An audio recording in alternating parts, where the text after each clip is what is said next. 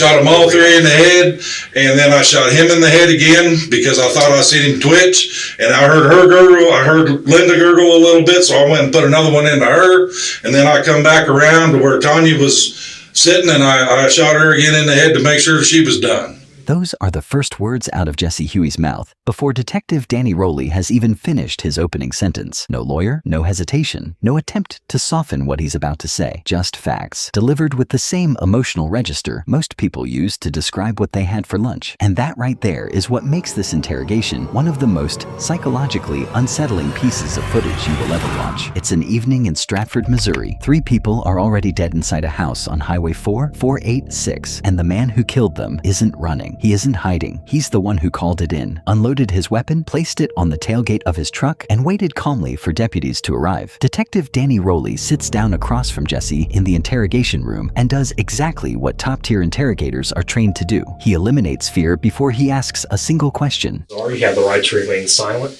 Anything you say can and will be held against you in a court of law. If you have the right to talk to a lawyer and have him present with you while you're being questioned. If you cannot afford to hire a lawyer, one will be appointed to represent you before any questioning, if you wish. And you can decide at any time to exercise these rights, not answer any questions or make any statements. Jesse, do you understand your rights? I do. Outstanding. Well, with that in mind, will you have a conversation with me today? I will. Outstanding. Well, I might have you just sign this right here. This is just saying that I read you over my rights.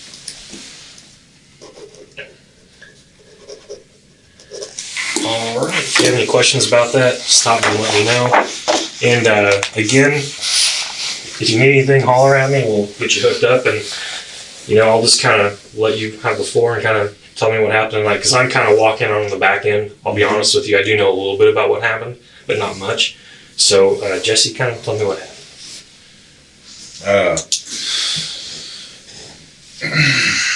I shot my wife and her mom and her stepdad, cold-blooded murder this afternoon. Okay. Shot them each twice in the head. Okay. Well, that's about as straightforward as it gets. I'll go ahead and ask you, why'd you do that, Jesse?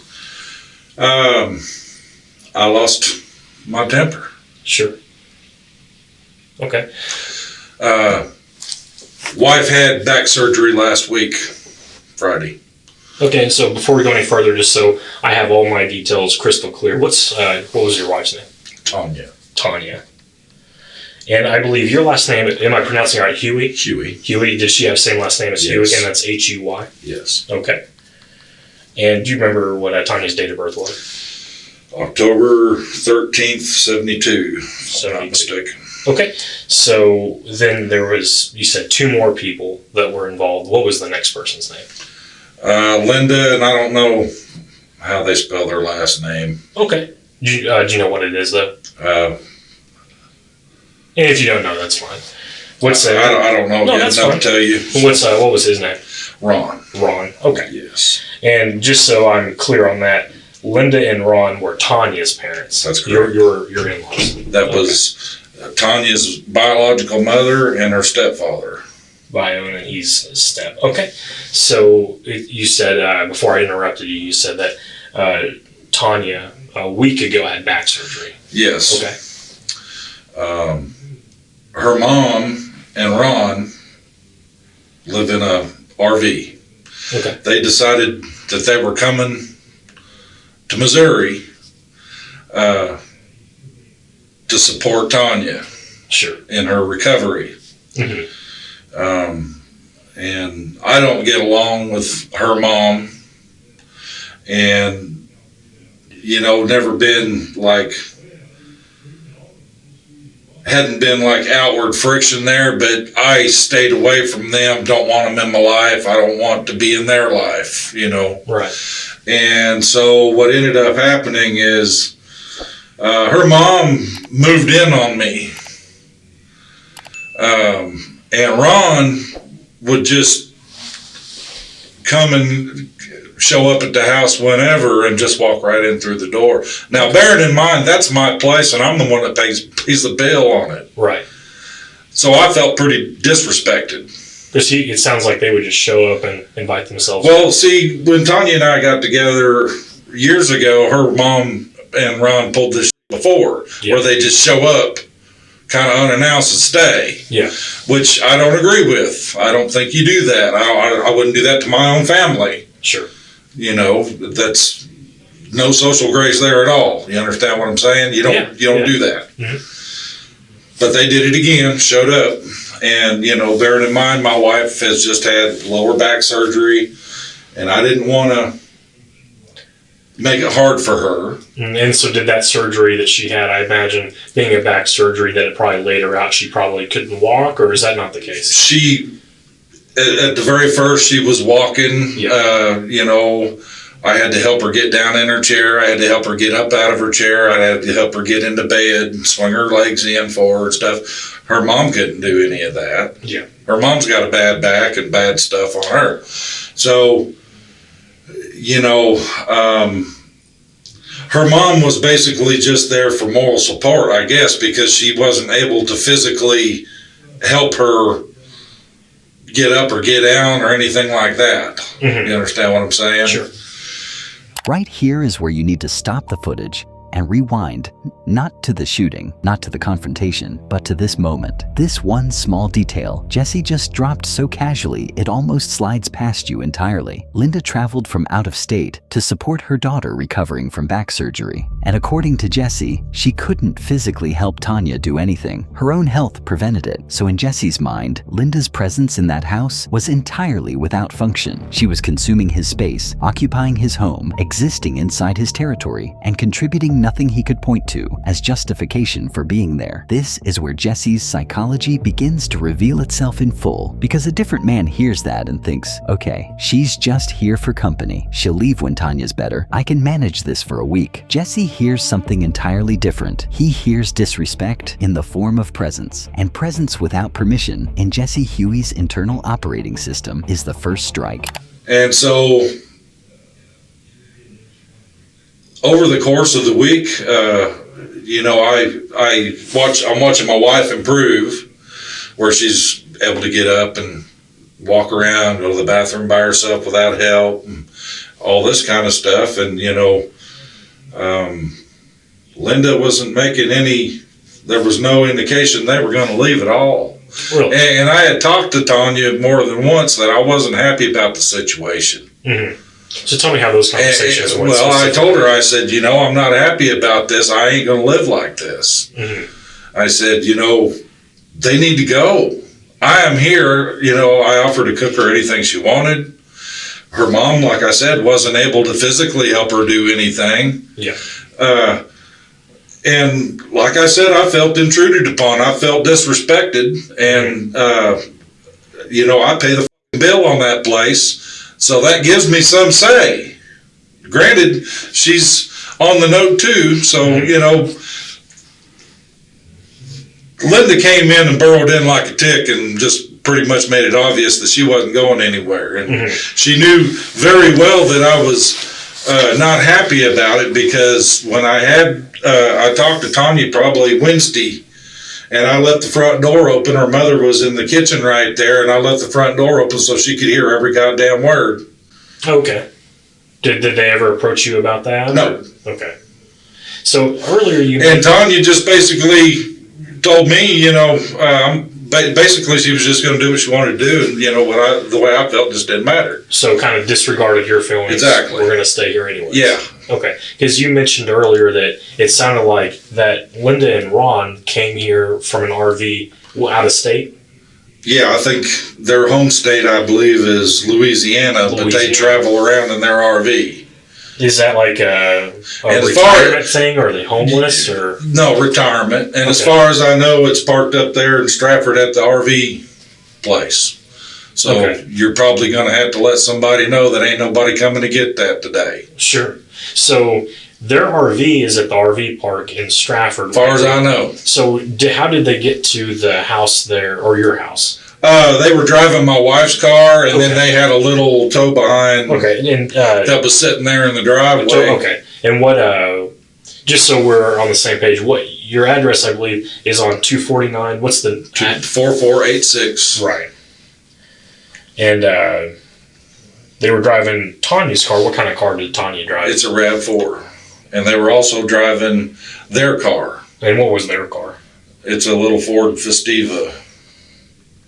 And the Ford is what you're calling their tow behind. Yes, they were towing it around with their RV and using that to drive around in, park the RV. And then do you drive a truck? Or yes. What kind of truck do you use? F-150. F-150. Okay. And I apologize for not asking, but Jesse, what do you do for work?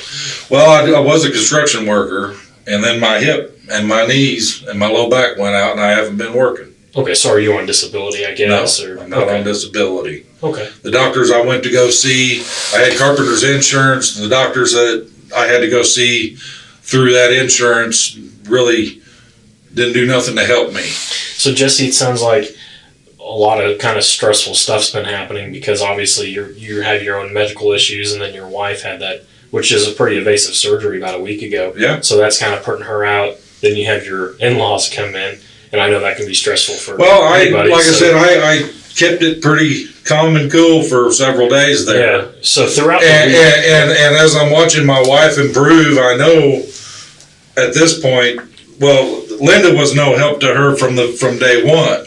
Uh-huh. Linda couldn't help her get up out of her chair or set her down or swing her legs into bed or nothing. She's basically just there for moral support. Okay? Sure. Give me a Diet Coke, make me a chicken sandwich type of thing. Yeah. And like I said, I let it go for several days knowing that my wife is hurt and, So tonight, when this incident happened, specifically, what led up to this? Well, I had gone out and visited some friends and went and had lunch and stuff. Okay. And when I come home, they were all gone. And I looked around the house, and it kind of looked to me like Linda may have picked up her stuff, like maybe she got the hint and left. Right. Okay. And I was actually upstairs talking to my dad about the whole situation. And your best guess, about what time did you get home from having lunch? Oh, it was probably 4:35. About 4:30 or 5. Okay. And you said you went out with some friends? I just went out and visited a friend of mine. I got you. Okay. All right. And like I said, come home, and it kind of appeared, looking around the house, that maybe she had picked up her stuff. So something I heard about the house, and correct me if I'm wrong, but it sounds like there's 2 levels to the house. 2 levels to the house. But you cannot access the top floor and basement. Is that correct? No. Okay. You gotta walk around. Okay, so did you and Tanya live upstairs or downstairs? No, we lived downstairs. My dad lived in the modular upstairs. Okay, so your dad upstairs did. My dad's 86, got Alzheimer's and dementia going on. So did you guys kind of help take care of him too? Yes. Okay, so he lives upstairs by himself then? Yes. And then did anybody else live there other than you and Tanya? No. Okay, any other RVs or trailers on the property that people lived in? No. Just the 3 of you? Yes. Okay, so you said that you got home from lunch, looked around, and it appeared that they were gone. And then you went upstairs. The cars were gone. I looked around. I didn't see Linda's stuff in the bathroom, toothbrush and whatnot. I thought, well, good. Yeah. Maybe she's finally got the hint, and they're going to go on about their way. Okay. And I was upstairs talking to Dad about the whole situation. And what's your dad's name? Harold Henry. Okay. And so you were talking to your father. Mm-hmm. Okay. And, Dad has known what's been going on all week because I go up and I spend time with him, talk with him, and I generally cook his dinner for him and stuff like that. Sure. Check on him several times a day. Sure. We got walkie-talkies to stay in contact, type of deal. And anyway, while I was up there, I see him roll in, and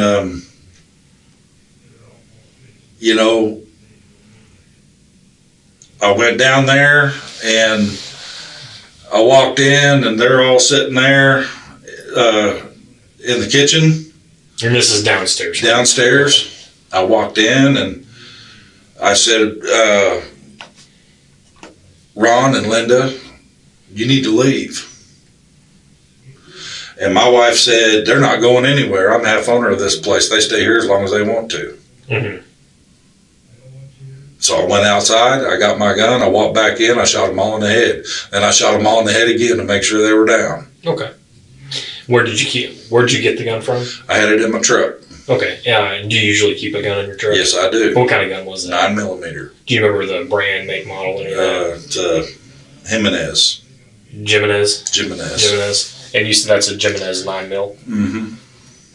Is it a black or chrome? Silver. Or about silver in color? Okay.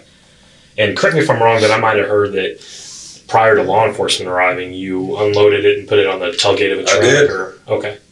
Okay, so it sounds like you confronted Linda and Todd and told them to leave. From the time that I lost it, it was under a minute. Everything was over. Okay. So where was Ron at when you shot him? Sitting in my chair at the table. Sitting in your chair at the table.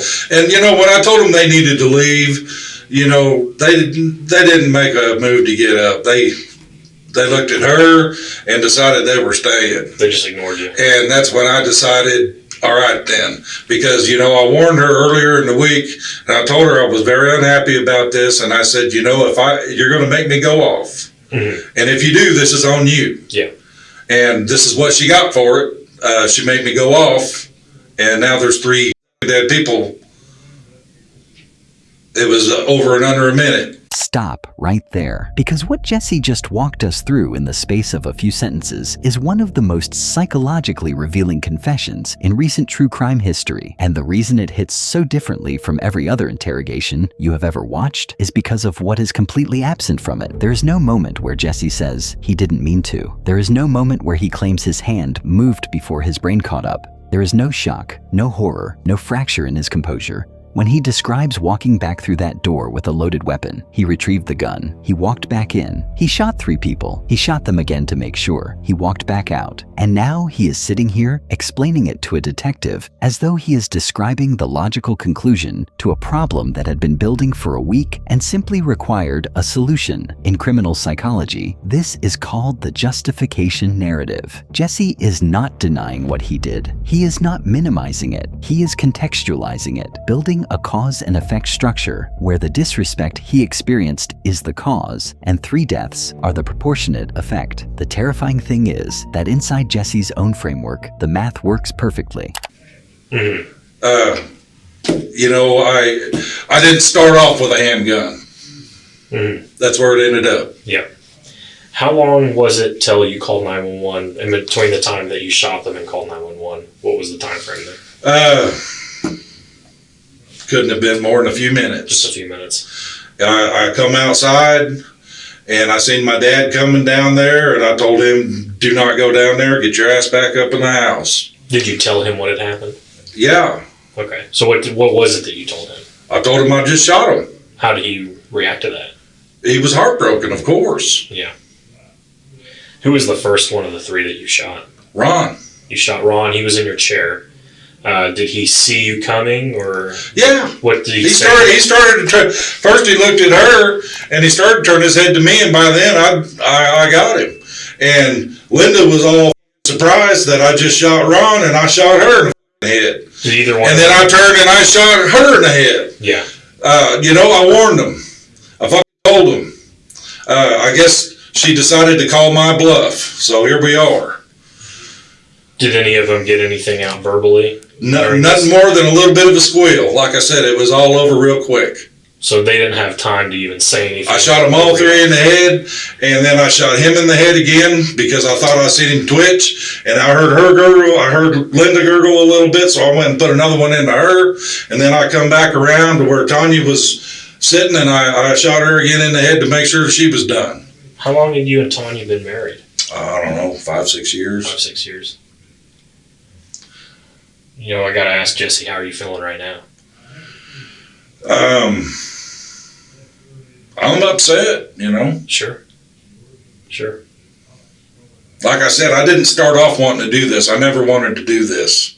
I feel like they pushed me to the point that I had to do it. So you've given me a very understandable story about what's going on the last week, but specifically, can you kind of tell me what has really specifically been happening between you and Linda and Ron for it to lead up to this? Like, what kind of exchanges have there been between I them? haven't had no exchanges with them. That's the point. I don't like them. Uh-huh. I don't want to be in their life. I don't want them in my life. That's what the whole problem was. Okay. They pushed themselves into my life. Had there been any threats back and forth on their side? Uh-uh. Nothing? No threats or No, anything like but that? I did tell Tanya earlier in the week that I was really unhappy with the way this was going and I wasn't going to put up with it. And if she persisted that, it was going to be on her, the consequences would be on her. And I guess she decided to call my bluff today. Okay, and so when you told Tanya that the consequences would be on her, did you, elaborate and tell her what those consequences would be? I didn't. Did she ask or anything like that? No. So it was kind of open-ended? Yep. Did you know what you were meaning at the time? No, I didn't know what I was going to do, but I knew it wasn't going to be good.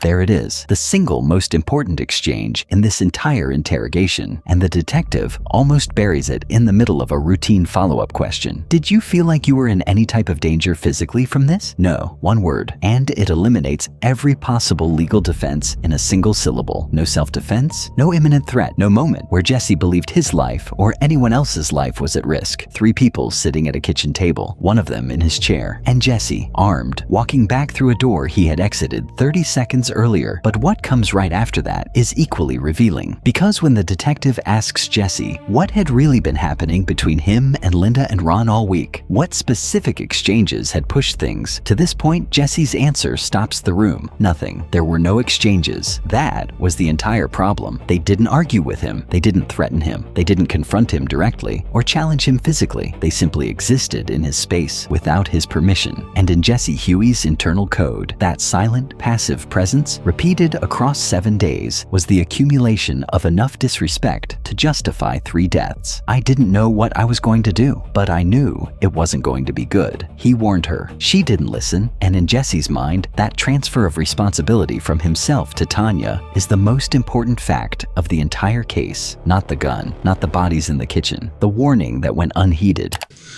And here's the deal, I'm a veteran. And generally speaking, most people that know me know when I say that I will do something, I will absolutely do it. Don't try me out because I'll do it every damn time. Take me serious when I tell you something, and they did not take me serious. So this is the consequence of that. Now I've killed them and ruined the lives of, their family, and I've ruined my life. I don't need a lawyer. I know what I did, and I know what I did was wrong, but the truth of the matter is I couldn't stop myself from doing it. It happened so fast, I couldn't stop myself from doing it. Mm-hmm. Have you had episodes or any sort of... Yeah, I've been PTSD ever since I come out of the war. I've been dangerous for a long time, and I've been able to maintain and not get into trouble. Sure. I mean, you check my record. I ain't got nothing on me. I haven't done shit. Sure. But there's been 100 times over the years that I've gotten really close to being in serious trouble and was able to resist the temptation of letting go. Mm-hmm. This afternoon, I was pushed to the point I could not resist letting go. Sure. So again, not to drag you through it a bunch, but just it's very important to me that I have everything crystal clear exactly like how it happened. So I just want to make sure that I'm getting your story exactly how you're telling it to me. When you walked back in the house, Ron was in your chair. He was the first person you shot. Mm-hmm. Who was the second person? Linda. And where was Linda at when you shot her? Well, when I come in through the door, Linda stood up. Okay. Was Linda at the table as well? She was at the table as well. They were all 3 at the table. All 3 were at the table? Yes. Okay. So you shot Ron, then Linda stood up. Linda stood up and squealed, and I shot her. Okay. And by that time, Tanya had stood up and squealed, and I shot her. And then I went back through and I shot them all again to make sure they were done. Okay. And how much longer did you stay in the house after you used the gun versus when you walked outside?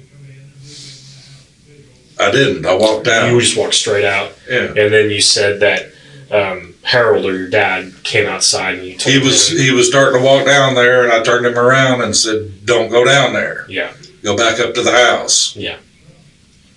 Yeah, and it sounds like you told him again that you had killed Yes, the 3 people. I did. And did you have to keep convincing him to go upstairs, or did he listen to you and just? He pretty much listened. Okay, all right. And then I'm assuming at some point deputies came and put handcuffs on you. Yeah, and I'm going to tell you, your guy Beatles. Y'all better watch that one. He's got a mean streak to him. Okay. Just to let you know that. Okay. I mean, I realize I just killed 3 people, but I also called you guys and turned myself in without fighting. Okay. So there was no need for that that he pulled. Okay, we'll look into that. And then I'll tell you, Jesse, it's to me personally, it's my intent to treat you fairly. And if at any point you feel like I haven't, stop me and we'll address it. Right. Well, I'm telling you that he didn't treat me fairly, but I understand that's the way he is. Okay. That's why I'm telling y'all, you better watch that guy. Okay. You're going to have problems with him. Okay. Well, is there anything else that you think is important for me to know about this situation or this incident, or any backstory? Anything else that you would like to tell me? Really, that's all that you need to know about the whole thing. I mean, you know what? This has been brewing for a week here. And, like I said, she moved in on me Saturday last week. And I have really bit my tongue, and I've tried to stay away from them. But every time Ron would show up and just walk through my door, that, like I said, I'm the one that pays the mortgage on the place. I really felt pretty disrespected. I wouldn't just assume that I could go to anybody else's house and just walk through the damn door. Sure. You don't do that. Mm-hmm. How long did you and Tanya live there at that house in Stratford? Oh, we've been out there for,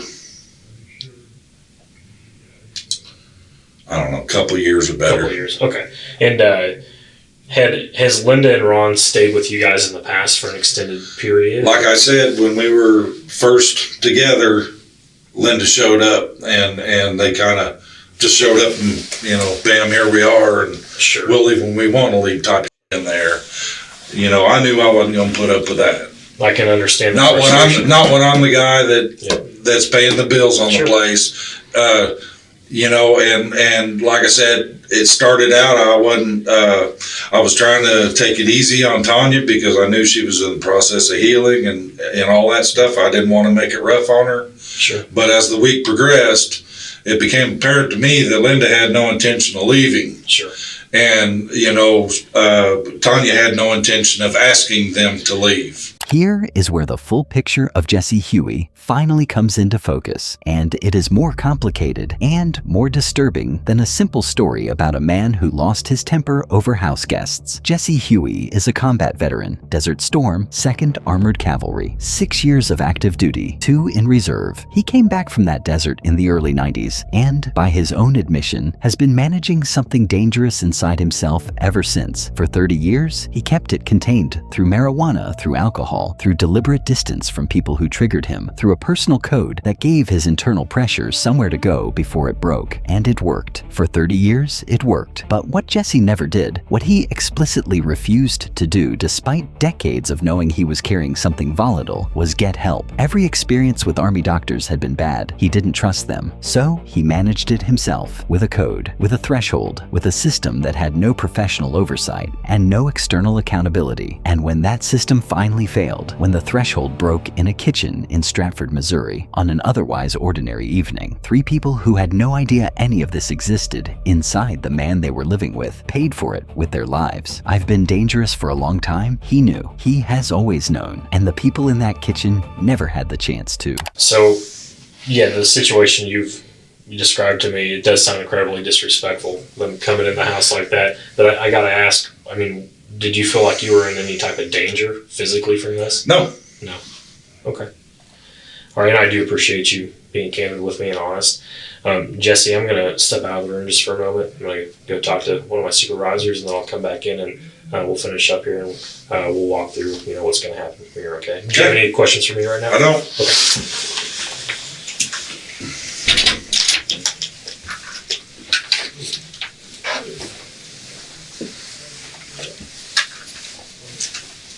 I think I got some granola bars on my desk. You sure you're good? I'm good, thank you. Yep. A few moments later.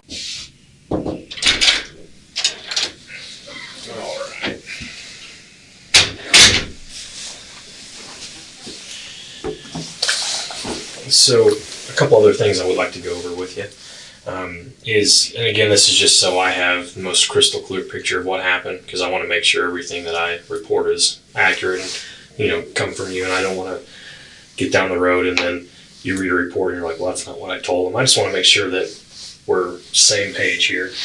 And when we talked about them showing up and inviting themselves into your home, in disregard to how you felt, that's something that I think is important here. And, something... It doesn't justify what I did, all right? I know that. Sure. I can't help it. Sure. I didn't want to murder 3 people today, okay? I lost it, okay? I didn't have control over that. I know what I did was wrong. Sure, Jesse, this is the first time I had no control over it. I mean, when I snapped, okay? Like I said, I know it wasn't right, okay? And I'm not trying to say that them forcing their way into my home and doing that justifies what I did, because it didn't. Sure, and Jesse, clearly, by what you just said, a mistake has been made, but I'm not going to sit in here and berate you for it. I'm just trying to get the whole story. Yep. So I'm not going to sit in here and judge you and talk down to you. That's definitely not what I'm trying to do. So just some other questions I did have about kind of the facts here is, how in the past, when they have come, about how many times do you think, if you had to put a number on it, your best guess that they've shown up and have entered your house and things like that, beyond this week? Show up and stay one time earlier on. And about when would that have been? This year, last year? No, like 4 years ago. 4 years ago. Okay.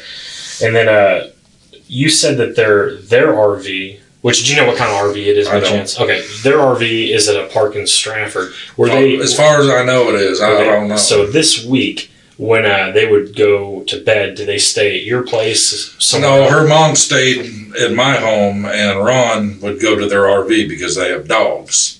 I got you. So they likely have. And then Ron would say, sometime during the day, he would just show up and let him in, walk through the door and go sit in my chair at the table. And, if I needed to walk through there, he wouldn't get out of the way kind of shit. Yeah. Sure. I just had enough, okay? I had enough of it. Sure. It wouldn't be a good idea for you guys to put me with anybody, because now that I've murdered 3 people, I ain't got nothing holding me back. Don't put me with someone.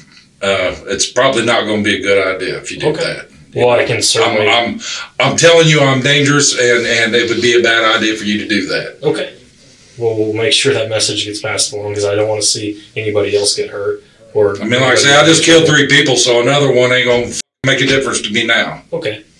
Not a threat, at least not quite. More like practical advice from a man being entirely transparent about his own danger level, in the same even cooperative tone he has maintained across the entire 90-minute conversation. And this is Jesse Huy's final and most revealing moment, because even here, at the very end of a confession to triple homicide, with deputies waiting outside to walk him next door to a jail cell, his primary concern is still his own code, his own rules, his own internal system of cause and effect. He killed 3 people because they crossed his threshold. He is now informing the detective that the threshold no longer exists. There is nothing left holding the system in check. He is being helpful. He is being honest. He is being, in his own mind, entirely reasonable. 3 people are dead. A woman recovering from back surgery, her elderly mother, her stepfather, all killed in under 60 seconds over a disagreement about who had the right to decide who stayed in a house. And the man who did it sat across from a detective for 90 minutes, answered every question, drank his water, and explained his personal code like it was the most logical thing in the world. Like the only real mistake anyone made was failing to take him seriously when he warned them. They did not take him seriously. So here we are.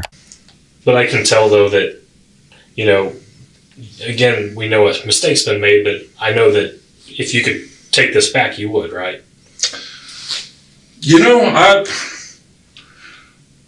I would like to. I wish I could take it back, but on the other hand, I really wish I hadn't been put in that position.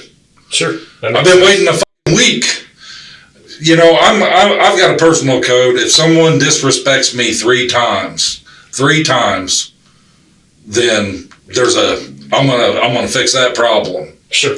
And I've went way over the 3 times this week in an effort to try to make this work. Mm-hmm. And this afternoon when I walked in, I wasn't loud screaming at him, wasn't trying to fight with him. I was very calm. I just said, Ron, Linda, you guys need to go. Mm-hmm. And then when you said that, it sounds like Tanya then said, this is out of my house, and they're not going anywhere. Now, when she said that, did Ron and Linda jump in at all and say anything? Or they just looked at her to take their cue from her. Okay. And I looked at them, and they made no attempt, no movement to get up and leave. Mm-hmm. And I lost it. Sure. And I walked outside, and I walked back in with a 9mm, and I put them all on the ground. Okay. So it sounded like you told me that you guys had been there in Stratford for give or take 2 or 3 years. And you guys have been married for, you said, 5 or 6 years. Had you been married before? We married in 15. I've been married 3 other times. 3 other times, okay. Mm-hmm. And do you have any kids? Yes, I do. How many kids do you have? I got 2 kids. 2 kids. Are they are they here in Missouri or somewhere else? One of them is, and one of them's out east. Okay. Would you like us to get in contact with them? Or? No. Okay. All right. What about your ex-wives? Are they local or somewhere else? One of them's local. Yeah. What's her name? Kathleen. Kathleen. I think she's got her maiden name now. Candelora.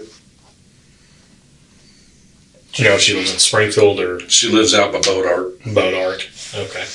And when were you married to her? Before Tanya. Right before Tanya? Mm-hmm. Okay. I was married to her for 14, 15 years.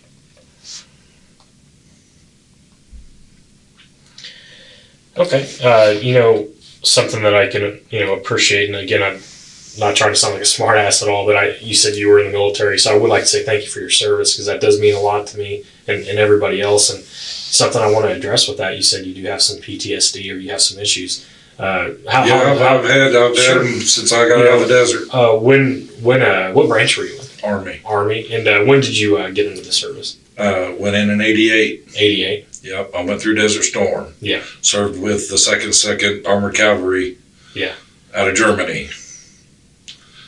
And, ain't been right since got back. Mm-hmm. I've been treating it by smoking marijuana and drinking. Sure. Trying to calm me down. And up to today, it's been working. Yeah. Have you ever been in contact with anybody from the VA, like counselors, therapists, anything like that? Is that something you've ever considered or thought about? Not really, no. Okay. Every experience I've had with Army doctors has been bad, so they ain't never done anything good for me. Yeah, I've unfortunately heard a lot of other people in your situation. And that's why I wouldn't go to them. Same thing, yeah. I have family members myself that have a lot of issues with the VA. But, you talked about some other issues you've had. What kind of other medical issues do you have other than, have you been diagnosed with PTSD? No. Okay. You said I apologize if I'm misremembering, but I think you said you had a bad hip. Got a bad hip, got a bad knee. Hip and knee. My low back is tore up. Got arthritis in my low back. Okay. Do you have any other heart conditions, diabetes? Diabetes, yeah. Okay. What kind of diabetic are you? Take metformin. Well, I used to take metformin. Metformin, yeah. I haven't had insurance for a while. My carpenter's insurance dried up. Tanya didn't want to put me on her insurance. She worked at Cox, and she didn't want to put me on her insurance. And I was really not wanting to go to the VA because, like I said, every experience I've had with Army doctors has been bad. Yeah. And so I ran out of medicine, and I haven't taken anything for a while. Sure. So, granted, I know that she was recovering from a back surgery, but before that surgery, was Tanya still working? Yep. Okay. And you said she worked at Cox? Yes. What did she do for Cox? She's a nurse. Cox North at the mental floor, adult psych. Sure. Okay. And pending everything, I guess, healed up or everything went good with the surgery, was she planning on going back to work? Yes. Okay. Because of your things that you got going on, you're not able to work. What did you do for work before you had to stop because of your injuries? I was a union carpenter. Union carpenter. Mm-hmm. How long did you do that for? 6 years. Yeah. Did you work like local, or would you travel for that kind of stuff? I did end up traveling. Yeah. For them. Mm-hmm. Before I went in the union, I owned my own business doing doors and hardware, and before that, I worked for non-union shops all over town. Mm-hmm. Okay. Okay.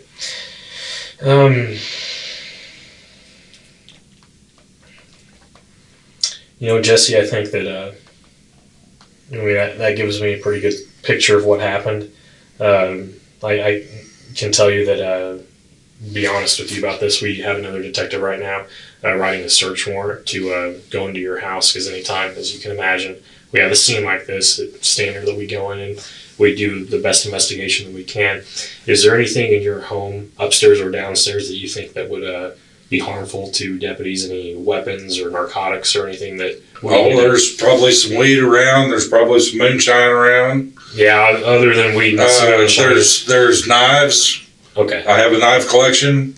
Yeah. There are guns. Uh-huh. Okay. And if you see a gun standing in my house, it's loaded. Sure. So we treat all guns like they are loaded anyway. So. Okay. Do you keep any other guns in your truck, or just that one? Nope, that was the only one. Okay. Okay. So I think you said you shot them each twice, so you would have fired six rounds. I'm pretty sure I shot 6 times. Okay. Do you know how many rounds that gun holds? Probably a little single stack magazine. I think it'll hold probably 12 or 13 or something like that. And you fired 6 to the best of your memory. Okay. Well, Jesse, I think that's probably going to be all I can think of right now. In a case like this, as you can imagine, there might be tomorrow, later tonight, whenever, there might be some other things I'd like to talk to you about. Would you be receptive in the future to come back over here and have a conversation with me? Yeah. Okay. Well, I do appreciate that as well. I'm going to step out one more time. Again, anything else you can think that you'd like to tell me, or any questions you might have? Okay. All right. Well, hang tight. I'll be right back.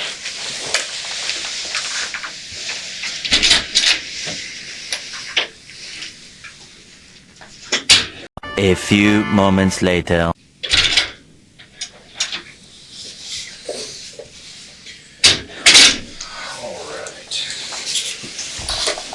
This is called a gunshot residue kit. Obviously, I already know you did fire a firearm because you've been truthful with me and told me that. But this is something we just like to collect anyways.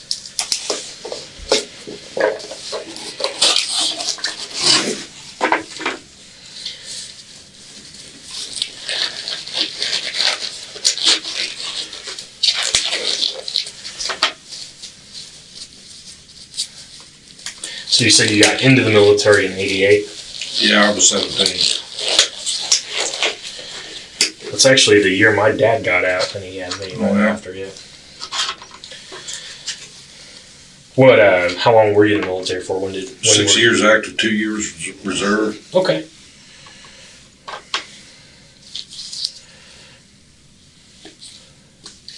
All right. This is just a little magnet.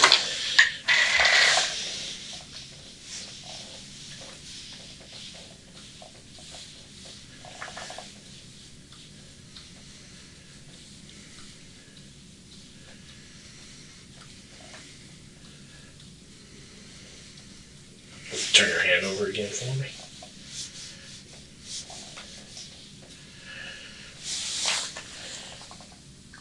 Did you wash your hands by chance since this has all happened? I don't believe I did. Okay. And then I will look at your other hand there.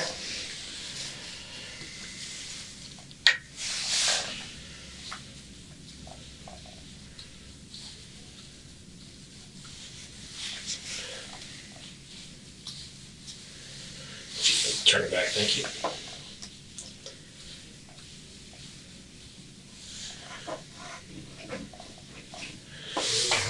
When you were holding a gun and shot it, do you remember if you Right hand. Your right hand? Did you use both hands or just the right hand? Just the right hand. Just the right hand.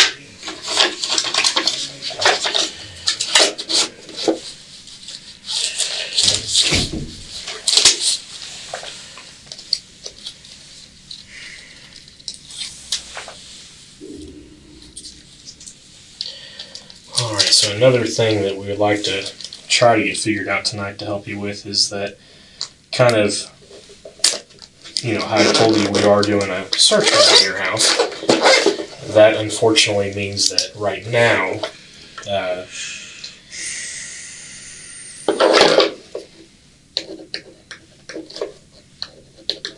your father cannot be in the house while we're conducting that search warrant. So I want to make sure. What I'm asking is, are they searching his house too? That's likely going to end up happening. I can't understand that, but Sure. So, so with that being in mind, I'm wondering if you can think of somewhere, because I want to make sure that he's in a comfortable environment, not just standing on the street this whole time.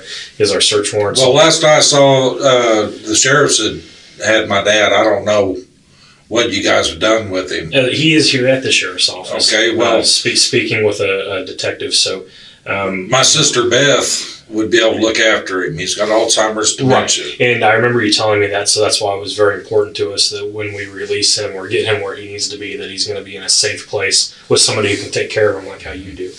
Now, I got a dog up there in his house, a 1-year-old Great Dane puppy. Okay.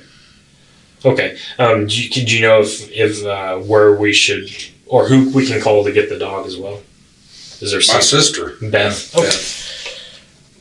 And, Summers is her last name. I don't know her number by heart. is that I ain't got my phone on me. SUMMERS? Whereabouts does Beth live? In Springfield. Okay, do you know her street or address by chance? I don't know. Okay. And is, you call her Beth, is her name Bethany though? Beth. Okay. Do you know her date of birth by chance? If that might help me find her. Okay. Who does she live with? Her husband. What's his name? William.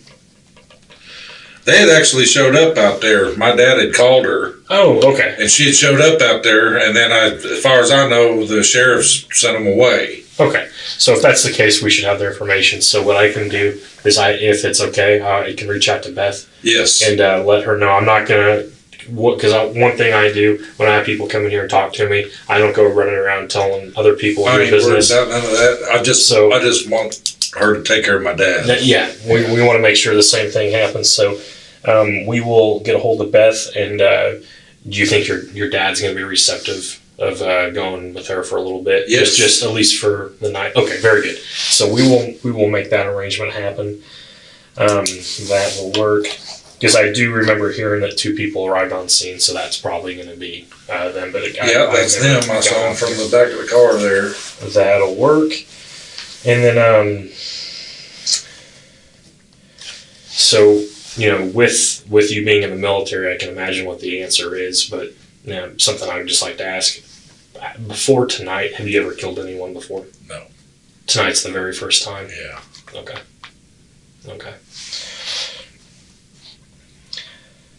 You said you've been married 3 times in the past. What was your first wife's name? Annette. Do you know how to spell that? Annette. Do you know what her maiden name was? I don't remember anymore. Okay. Schneider. You kind of. I was married to her in Germany. So. Okay. Did you actually get married in Germany? Yes. Very cool. Was she German? Yes. Do you think she probably still lives in Germany? I have no idea. No idea. She liked Americans, so probably not. Okay. And then what was your second wife's name? Brandy. What was her maiden name? Holland. And do you know, give or take, where she might live? She lives out in Maryland, I believe. Maryland. And when were you and Annette married in Germany? What year would that have been, if you can recall? Well, it was right after I got back from the desert. So, 91, I guess. And something then, like that. Okay, and then what year, how long were you and Annette married? 3 years. 3 years. Okay, and then when did you and Randy get married? We got married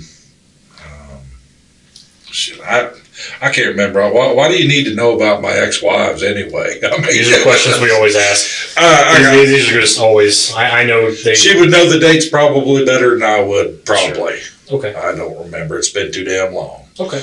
But the 2 kids that I have are with Brandy. They're with Brandy. What are your kids' names? Amanda and Josh.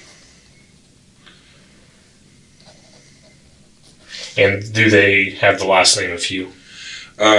Josh has got the last name of Huey, and Amanda is Carnell. She's married. Okay. And then you said, I think if I heard you right, that one of your 2 kids does live here locally. Amanda does. She lives down by Forsyth. Forsyth, okay. And where did Josh live again? I don't know if he's in Texas or out in Maryland. He might be in Maryland. I don't know. Okay. Are you close with your kids? Or? Pretty close with Amanda, and not close at all with Josh. When's the last time you and Josh talked? I don't know, a year or 2. What happened tonight when other people find this out, friends, neighbors, other family, do you think that when they, eventually, it's not going to come from me, but, news and TV stations, they get a hold of stuff like this, and eventually, when people figure this out, do you think a lot of people are going to be surprised, or is this going to be a shock to people, or how do you think people are going to react to this? I have no idea how people are going to react. Yeah. I imagine the people that know me and like me are probably going to be pretty surprised and heartbroken about it. Yeah. And you did mention earlier that you went and met a friend earlier, and that was previous to you coming back home. Who was your friend that you met with? Brett Cartwright. Brett Cartwright. Okay.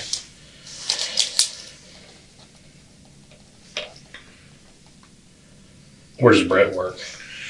I don't even know the company that he works for now. We used to work for the same union company a few years ago. Yeah. And they're building a place out. He raises buck and bulls, and they're building a home out there. Okay. So I was out there looking at it with him. He cut some doors and stuff in. And, Sure. I used to hang a lot of drywall, so they're trying to get it sorted out so they can get it finished and moved in. Okay. He's a finisher by trade, so he don't really know much about carpentry. Right. Yeah. Okay. Well, I think that's going to be about it. I'm going to run out of here one more time, and I think we'll go ahead and kind of go on to the next part of this. Think I'll be able to use the restroom? We can make that happen. Yep. In fact, I could walk you to the restroom right now. Okay. If you'd like to do that. A few moments later.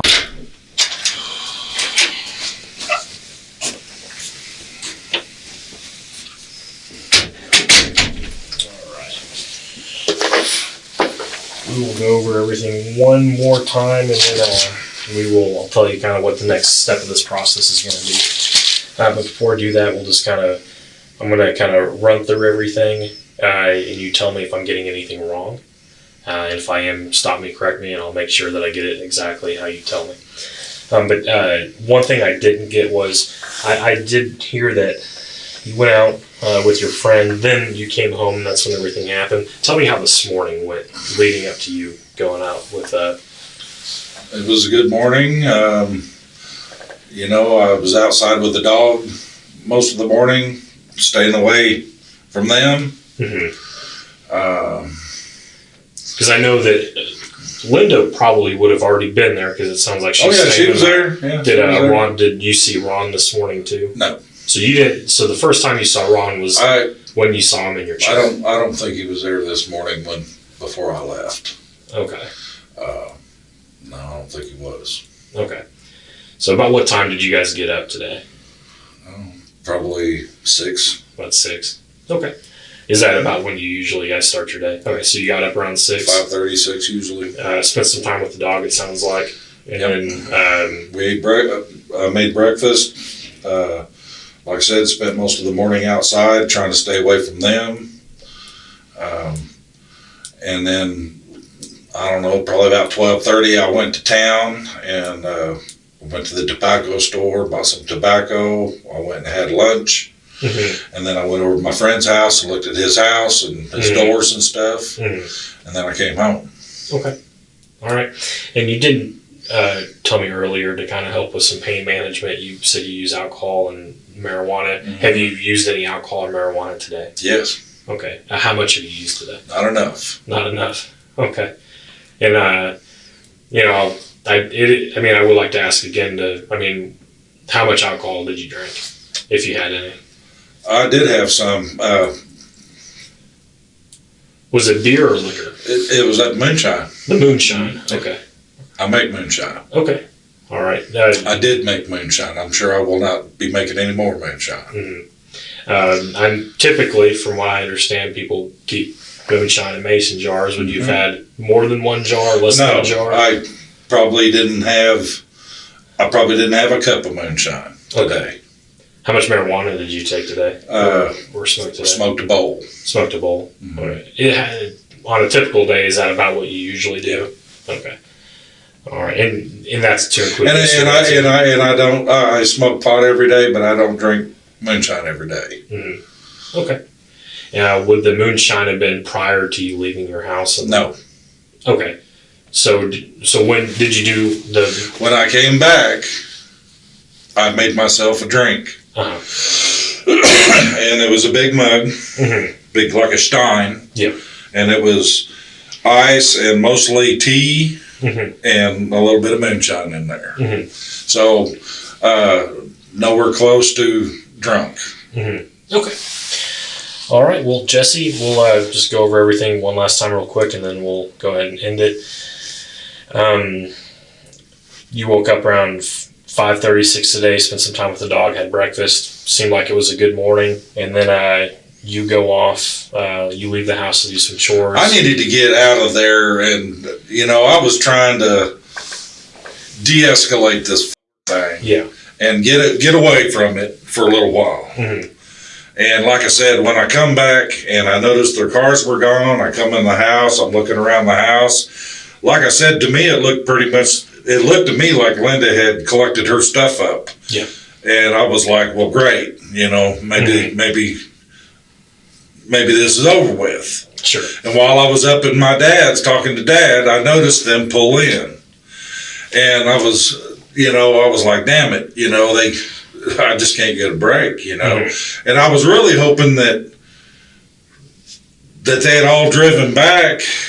I was really hoping that Linda was going to get in the car with Ron and they were going to leave, because like I said, it appeared to me that Linda's stuff had been picked up. I mean, she had a bag of stuff in the bathroom with her toothbrush and whatnot. And, she had her stuff kind of all over the house by then. And like I said, when I come in, I looked around, it looked to me like she had picked up. I thought, well, praise the Lord, she's left. Yeah.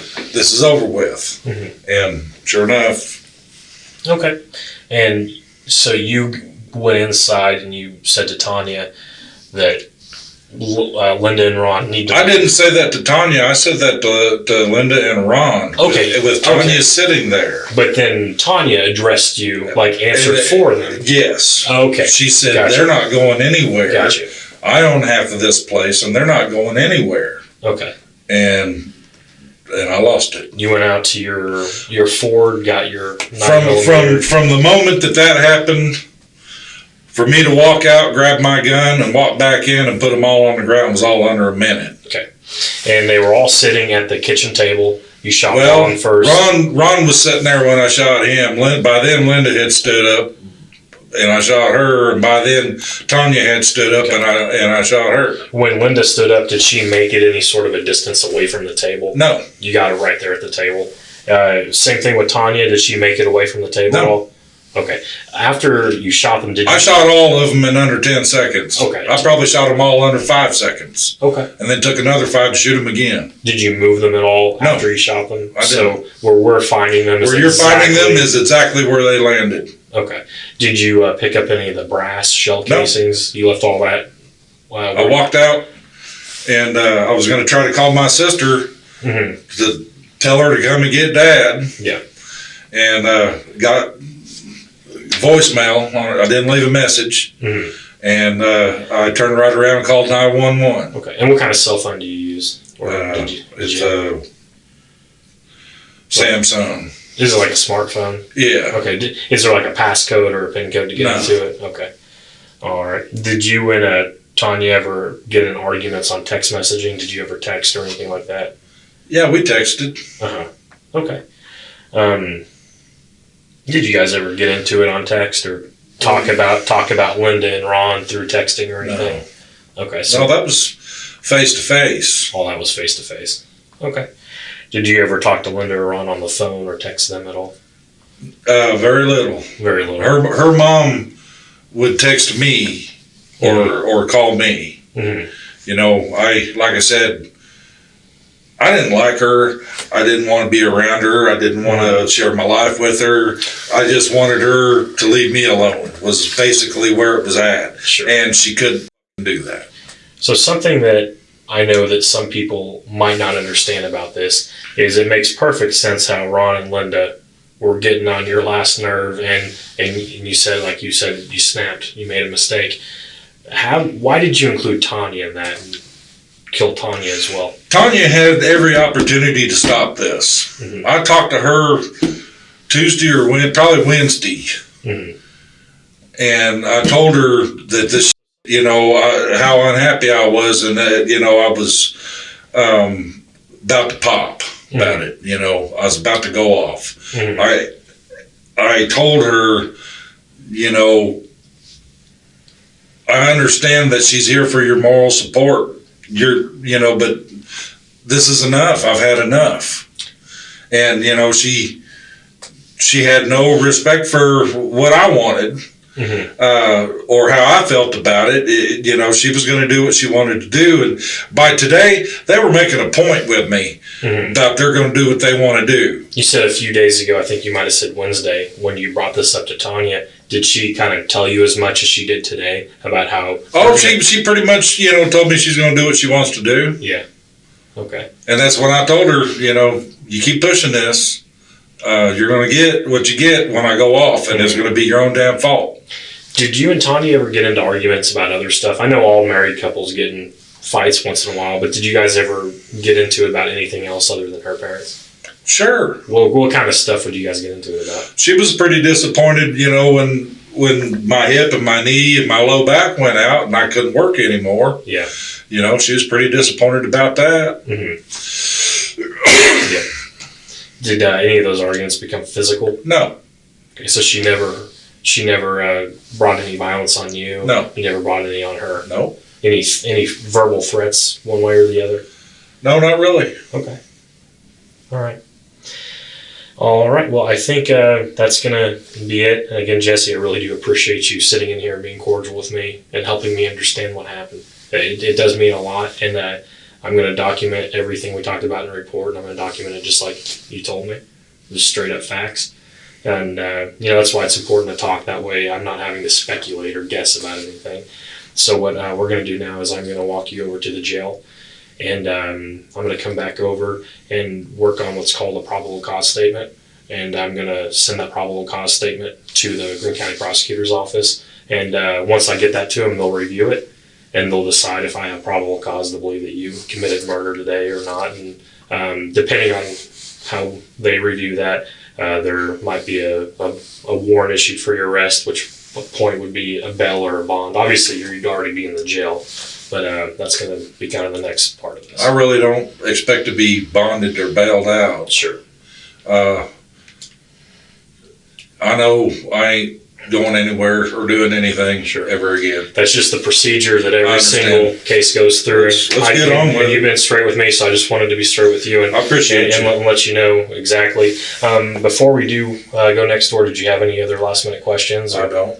Okay. Well, I might end up taking you up on a future conversation if that's something that we think we need anything else. Otherwise, I'm going to step out one last time, put my stuff back on my desk, and we'll get you next door.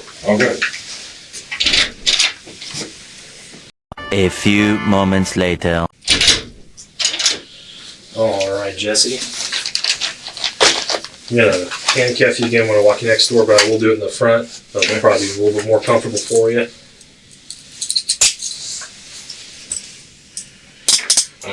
need to put these on, but sometimes the jail gets kind of upset if we don't. I understand.